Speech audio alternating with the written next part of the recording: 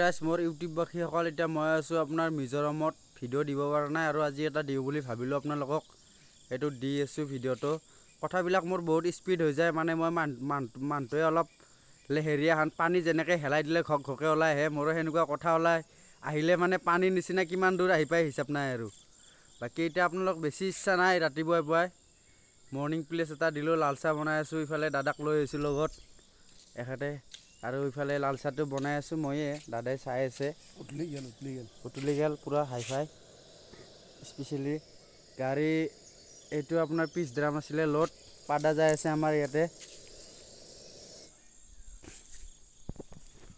মানুহে যি কয় নাই বোমাতকৈ কাণা বোমাই ভাল আমি এতিয়াহে বুজি পালোঁ যে টায়াৰ নথকাতকৈ নাহাই ভাল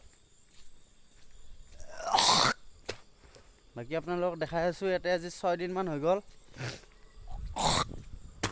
আৰু বিশেষকৈ অলপ খোজকাঢ়ি গাড়ী দেখাই আছোঁ মই লগৰ গাড়ীবিলাক আহে না আজি কিমান দিন হ'ল টায়াৰৰ কাৰণে আহিব পৰা নাই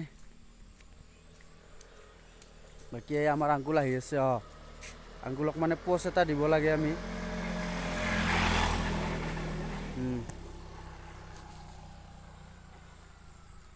নাই বোমাতকৈ কানা বোমাই ভাল হৈছে আমাৰ মৰ্ণিং প্লেচত এতিয়া গাড়ীটো 28 তাৰিখৰে লোডিং আজি পালে আপোনাৰ 7 তাৰিখ মোৰ কোৱাৰ কাৰণে ভাষা নাই একো ভাষাৰে বুজাব পৰা চিষ্টেম নাই আপোনালোকক ইয়াতে জেক লগাই থৈ দিছোঁ